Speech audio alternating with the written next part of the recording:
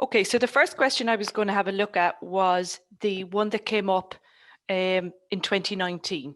So we don't have a 2020 paper. So this is the most recent Junior Cert question that came up. So I'll just zoom in a little bit so we can read it. So the coordinate diagram below shows part of the town where Cliona lives. Each small square in the grid has sides of length 1 centimetre. Write down the coordinates of the shop, the home, and the school. Okay, so into the chat box, I just want you all to put shop and the coordinates. You don't even need the brackets. Home and the coordinates, school and the coordinates.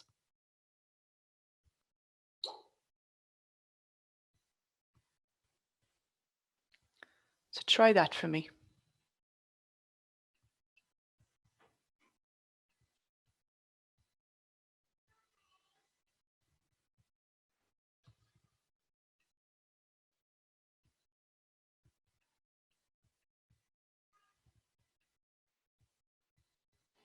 Aisling, the school is -3, 1. Keep going now, everybody.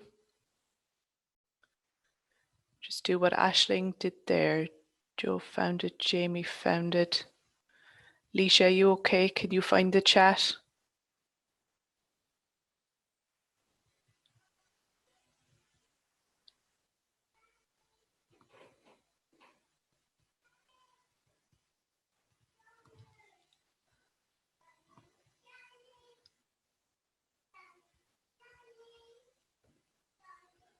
School 5. That's super work. Okay, so between you all, you have all the answers. Okay, so when you're writing out the coordinates, it's always the x one first. So if you heard me describing the point, I will always say x, comma y. And I remember it as x before y in the alphabet. So when I'm writing down my points, it's x before y. Okay, so when I look at the shop, I'm looking on my x-axis along here. And you can see that the shop is at -3. Okay, it's at -3 on the x-axis.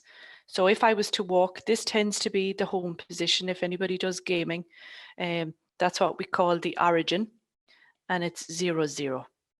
So the shop is from 0 back 1, 2, 3 steps. So -3, and then up 1, and it's up 1 in the positive side. So you can see on the y-axis, they're positive.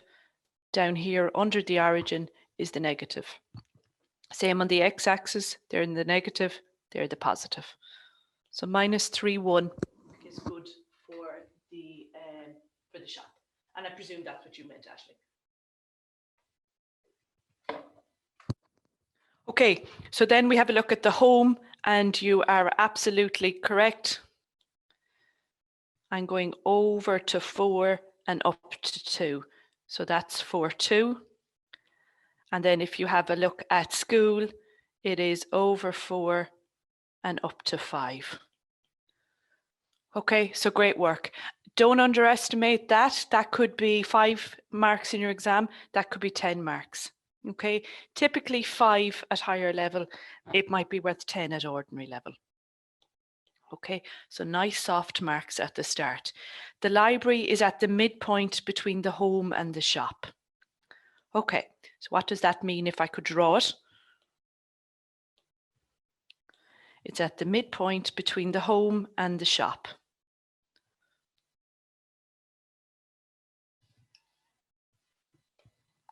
So roughly halfway, somewhere here. And you can see I'm drawing a big dot because I don't exactly know where it is from the diagram, but it is roughly there. So that should roughly be your answer. Now, that's not how you answer it in your exam. You go to your formula sheet. You have a look for midpoint, which you can see is here. Okay, the midpoint for a line. what it is add the x's together. So it's halfway between the x points. That's why it's over 2. And it's halfway between the y points. So that's where that formula comes out of. And you'll see, just like any other point, it has a bracket, a comma, and a bracket. It is a point. It's the middle point between whatever you're looking for. Okay, so the middle point then between home and shop, well, that midpoint is equal to x1 plus x2 over 2, comma, y1 plus y2 over 2. Okay, so the first thing I would write down always is my formula. Okay, why? Because when the examiners of your junior cert sees that, they will give you some marks for knowing which formula it was. It doesn't mean you can use it, but at least you understood the question enough to know that it was the midpoint formula. Okay, the next thing I do is I take down my points or label them over home and, so I'll show you now what I mean by that. So home and shop, -3, 1. Okay, and you always label your points like this: x1, y1, x2, y2. Okay, so x1, y1, x2, y2. And then you sub into the formula. Okay, so it's equal to x1, which is this value here, plus x2, which is this value here, over 2. So x1 plus x2 over 2, comma, y1 plus y2 over 2. Okay, give me a yes, no. Did that make sense? Everybody with me to here?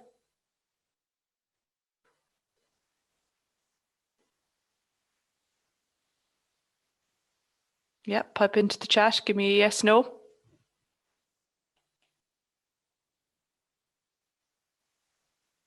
Excellent. Okay. Now, what I expect you to be doing as part of this is that you are writing this down and you are doing the question with me. And in fact, you're trying to race me to the end of it. Okay. Then you know you're getting better at maths. So pick up your calculator and into that, put one of these at a time. Okay. You can't put both in at the same time because of the comma between it. So hit the fraction button on your calculator and go 4 plus -3 over 2.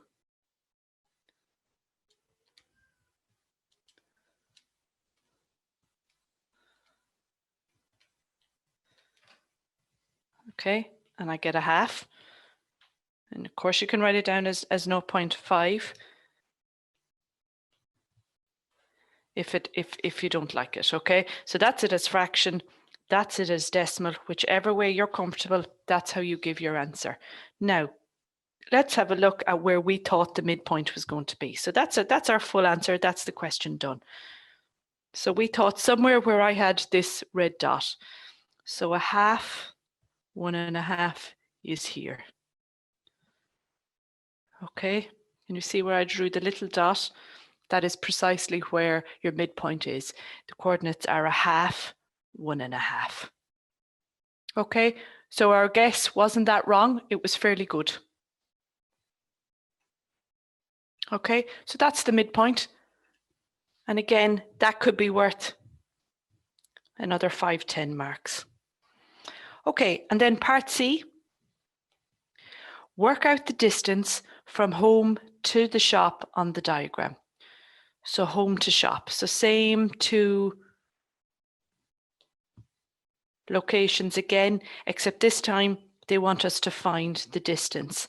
Now, if I have a look for the log tables, clean up this, okay, you can see that I don't have a formula here for distance, but you have to know that when they say distance, they also mean length. So if a question says distance, that's the same as length. Okay, so it's the same formula. And from the log tables, you can see this 2 lines here around PQ, that is maths language, and maths has its own language. Those 2 lines means the length of PQ. Okay, why am I telling you this? Because in some questions, this could be written as calculate the length of, now normally when they do that, the shops or they would use letters rather than words, but in that case they could write calculate AB. You have to know that that is maths language for length. It is here in the log tables, but it's only here if you know it's here. Okay, so watch out for that one as you're doing questions. So the formula for length or distance is the square root of x2 minus x1 all to be squared plus y2 minus y1 all to be squared. Okay, now it looks like a horrible formula, and it's not the nicest, but remember you have a calculator, so don't be scared of it. So let's put in the square root sign, and you can see the square root sign goes over all of it. So when you're putting it into your calculator, make sure that this doesn't stop here and then all your math continues, okay? That means that you have come out from under the square root sign, so only this bit gets square rooted, not at all. That is a mistake that's sometimes made. So it's the square root of it all. So again, remember we labeled our points, it's still home to shop. So I'm still going to use the same x1, y1, x2, y2. So x2 minus x1 all to be squared. Where did I get that? x2 minus 3, x1 all to be squared. I'm just following the formula. I'm going to take down the plus, bracket, and then I'm going to go y2, so 1 minus 2 all to be squared. Just double checking I had the formula right, okay? Now, depending on how your teacher teaches you, they may require you to work out this in steps, okay? And that's perfectly fine, do that. What I also want you to do though, in school and in the exam, is put it all into the calculator in one go, because sometimes people make mistakes a little bit along the way. So it's like checking your answer again. So if you do it out in steps, that's the best way of doing it, but I want you to check your answer by putting it into your calculator all in one go. So if you've all got your calculators there now, hit square root, bracket, minus 3 minus 4 squared, plus 1 minus 2 squared. Okay, for this particular question, which is the more correct answer, 5 root 2 or 7.07, and why?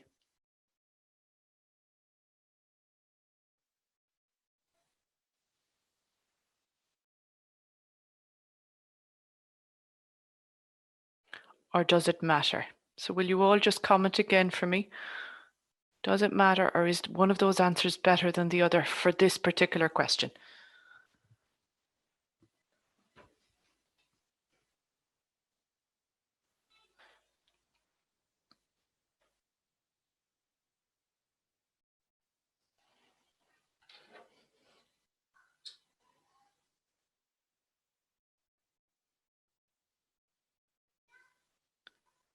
$7.07 because the question asks it in decimal. Correct. Very good. Yeah, and it asked it correct.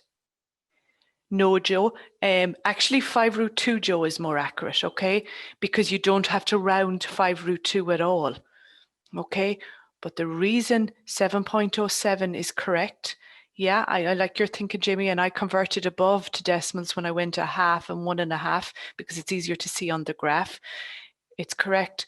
But no, Alicia was right for this one. If we read our question, it said correct to 2 decimal places. So they wanted you in this particular question to convert it to a decimal, and they're checking your rounding as part of the question. So you know all that bit you do on rounding? They don't ask you questions directly on it. They ask you it like this in another question. So watch out for how do they want your answer. Okay, and the other thing is if any of you have exam papers, and if you read the instructions at the start of any paper, you will see a note that says marks may be lost if the correct units is not given. Okay, that is why my one has 7.07 centimeters. It tells you here, and it also told you at the start that each of the boxes was length 1 centimeter. Okay, so 7.07 centimeters. Okay, so you'd have lost maybe 2 out of the 10 marks there if you didn't give the rounding, if you didn't give it in decimal. Is that okay? Now, I don't know if Aisling and Katie are still there, but if you are and you're struggling, you can always WhatsApp me a picture of where you are in your question, okay? I have my phone here, send me into the group or into a private WhatsApp and I'll be able to see it and see where you're stuck, okay? Sometimes you just need to show me your work and that's how I'm going to do that. Okay. The next part of the same question, the coordinate diagram below has the line L drawn from the shop to the school. Okay, so from the shop to the school, they've just drawn a line. Okay, so up until now, we were looking at shop to home. Now we're going shop to school. The angle A is marked. Work out the slope of the line L. Give your answer as a fraction. Okay, so 2 things we always do. We write down our coordinates of shop and school, and we write down the right formula. So it doesn't matter which one you do first. I'm going to do slope first. I'm going to go to my formula book, and you can see my slope is up here. And slope is always given the letter M. Watch out for that one, because you would think it would be midpoint, because midpoint starts with M, but no, slope is given the letter M. So y2 minus y1 over x2 minus x1. Okay, the next thing I'm looking for is the coordinates of shop and school. Okay, because we have no coordinates here, it must be the same question. Okay, so shop was minus 3, 1, and school was 4, 5. Okay, now off you go and see, can you fill those values into the slope formula and tell me what the slope is? So give it a try there. Okay, that's the slope of the line L. Find the equation of the line L. So again, over to the log tables. And you look for equation of PQ. Okay, so now we start to get into the more harder stuff. So up until now, that type of question is the same question that's on an ordinary level paper or a higher level paper. Okay, it's the exact same up until now. Even, good stuff, Katie. Even finding the equation of a line is also on the ordinary level, okay, but that's as hard as it gets on the ordinary level, whereas higher level gets a little bit harder. When you look at the log tables, you'll see that there's 2 equations, y minus y1 and y is equal to mx plus c. Okay, which one do you use? Okay, and that's what people get confused about. So I use this one to find an equation. I use y is equal to mxc when I'm given an equation and I have to do something with it. Okay, what do I mean by given an equation and I do something with it? Well, if I just flick on a question or two, if you look here at the 2017 question, you'll see you were given a load of equations and you have to do stuff with them. So when you're given an equation, we tend to use y is equal to mx plus c. On this question, when you're asked to come up with the equation in the first place, you use y minus y1 equals m times x minus x1. It's the top one. It's always the top one to find an equation. Okay, we sub in just 1 point, x1, y1, and it normally doesn't matter which of the 2 points you sub in. And this m here is slope. So to find the equation of a line, you first must find the slope. And nothing gets subbed in for x and y because you're coming up with an equation. And as you know, every equation has x's and y's in it. Okay, so equation of a line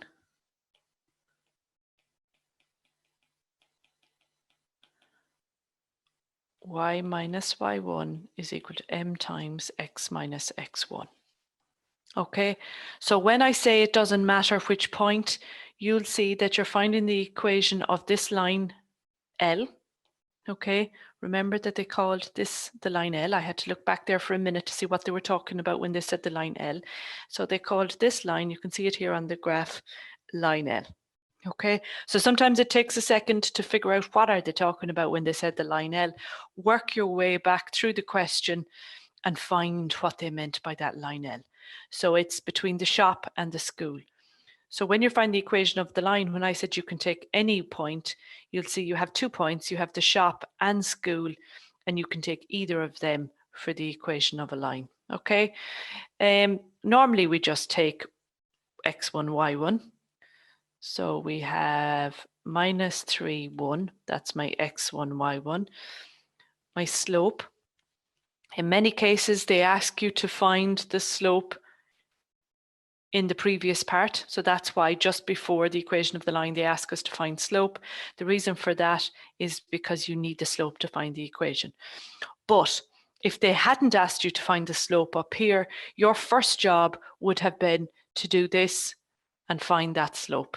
Okay, so sometimes that is part of the equation of a line question. It's the first part of it. If they don't ask you it separately, you have to do it as part of the equation of the line because you have to sub in the slope here. Okay, so let's sub in now to here. So I have y minus y1.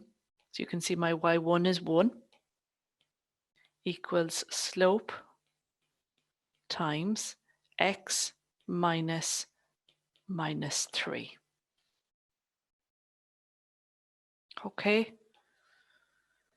Why did I put a brackets? Because there's 2 minuses here, and you should know that 2 minuses, when they're written up against each other like that, is a plus. Okay, so I have y minus 1 is equal to 4/7 times x plus 3. Okay, now you have 2 ways to do it from here, and I'm going to do it both ways.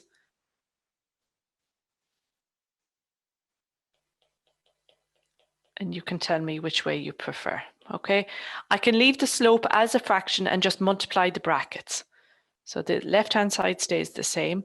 4/7 by x becomes 4/7x. 4/7 by 3. I'm popping onto my calculator to do that. And I'm getting 12/7. Okay. From algebra, anytime you have brackets and a number outside it, that number must be multiplied by everything in the bracket. Okay. What I do is then just tidy up. So you can +1 to both sides if you want.